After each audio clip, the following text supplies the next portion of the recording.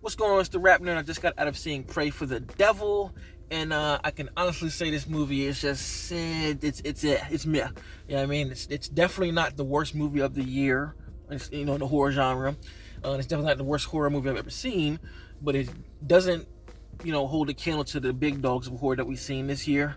We've had a great year in horror, honestly. So this definitely is not anywhere near that category. And I honestly feel like this movie is definitely a streamable one. I probably would have enjoyed it more had it been at my house watching it from my couch, because I don't really feel like a theatrical experience pumped this movie up in any type of way. There wasn't really anything memorable as far as like the cinematography and the sound design. It was like your standard PG-13 horror film. And yes, it is PG-13. So before I get into more, the story follows this young girl who is a nun. I'm not gonna say like she's young, but she's like a young adult woman, who's a nun, right? And she is at, like, I don't know what they call these buildings, but like it's like the Vatican, because the movie opens up letting us know like the percentage of demon possession has grown so much that the Vatican opened other places to facilitate any possessions around the world, and she's at this one particular spot in Boston, and pretty much she has some trauma from her mom. Her mom was possessed by a demon. It ended up taking her life, so that's what pushed her in this route of being with the church and all of that. But the thing is, they don't allow women to be exorcists, right? But she wants to be one anyway, and that's kind of where the ball starts rolling, and we get into her meeting this little girl who's possessed, and it just pretty much goes, spirals out of control from there. Now, the thing about this movie, again, from a technical standpoint, it just kind of works. There's nothing technically here that's bad. Everything is just okay, and I will say that I'm not gonna knock it, but it's just okay, subpar, average. That's all it is. And as far as the concept goes, right, they open up a lot, some cool doors, but they just never explore any of them. Like I just said about the fact that women aren't exorcists. They don't the Catholics don't allow women to be exorcists. I thought that was going to be a piece of the film. I thought it was going to be a piece of the story that the film was going to tackle, like as to why women aren't demons exorcists and what makes them different and why they can't be exorcists and what does she do that makes her eligible of being an exorcist. And it really never answers the question about why women can't do it. You know what I'm saying? Even with her own struggle, you never understand why she's so special and why she's able to do the things she does. It just kind of just happens, and you don't get any answers. And there's like I said, like a lot of doors like that get open, but we never walk through them or learn any more about them. And that kind of was a bummer, because I'm sitting here thinking like this is pretty interesting, because there's a few movies that actually show exorcists becoming exorcists. I think one of them is The Rite.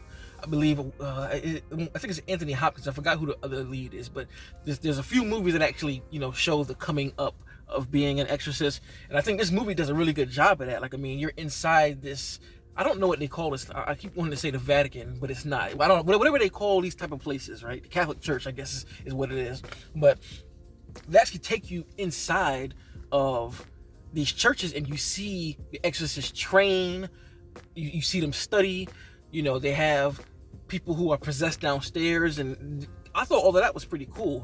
Even the ideology of these Catholic churches, they have doctors and psychologists there to screen these people who are possessed, and they're the ones that deem it okay for the fathers to say, yes, this is an exorcism, we need to do this. So they have a lot of good concepts, but like I said, it just kind of dips back into being just a mediocre film, because we never expound upon anything. It's pretty much your typical jump scares. There are no real scares. I can say that it personally, possession type stuff and exorcisms, that's something that really does hits a chord in me. So there were a few moments that were like kind of spine tingling, but even then, nothing we have not seen. Like, this movie doesn't do anything different at all. Even the way possession is depicted, the look of the those who have been possessed, it's literally all shit that we've seen before.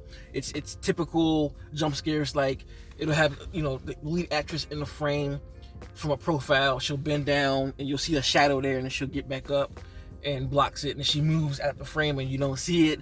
It's shit like reflection. She closes a window, you see reflection behind her, she turns around, it's not there. It's a lot of stereotypical stuff that you would see in a PG-13 movie.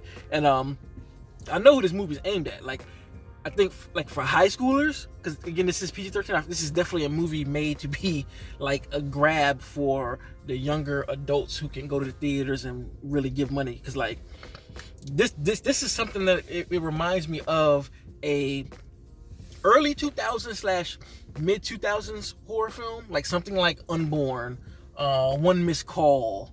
What else? What's another joint that's from during that period of time? Like Roommate. Like it's one of those kind of movies where you can watch it, but it's not good at all. Like, you know, you some people may even find fun with this because, you know, that type of horror film definitely has its fans because it's not good or it's not great per se. It fits right into that category of just a movie you can just like watch and just laugh at. Like, this would probably this is a very entry-level horror film. Like, this would probably be really fun to watch with people who don't watch horror like that. I can see folks who aren't into horror kind of really being spooked by this, but somebody like me who watches it all the time and I'm into this shit like for real, it didn't do much of anything for me, honestly. But like I said, I wanted to check it out. I went in here not expecting much, so like I said, I wasn't really let down by it being mid as hell.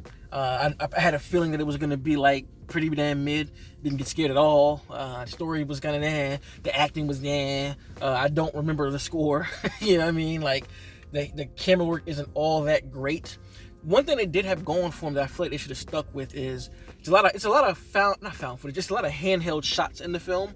And I think had they stuck to that instead of opting for the typical machinery, you know, super smooth shots going back and forth, like the beginning is handled really handheld, and then it just kind of changes into the stereotypical stuff. So I think had they stuck to that, it may have set this movie apart from just being, like I said, extra mid, because that's what it is. So pretty much all I got to say about the film. Not really slam dunking on it, not the greatest, not something that you should go out your way to see. Like, if you got free tickets, you just want to go see a movie on Thanksgiving, for the Halloween season, you can go see it. But personally, I would just wait for streaming. Honestly, I don't think it's worth going out your house to see. Probably would enjoy it more at home anyway. So that's all I got to say about the film. Let me know if you've seen it in the comments. Did you like it? Did you love it? Did you hate it? Let me know. If you like this kind of content, please like and subscribe. And until next time, peace. RapNerd Productions, no capping, that's word to mommy.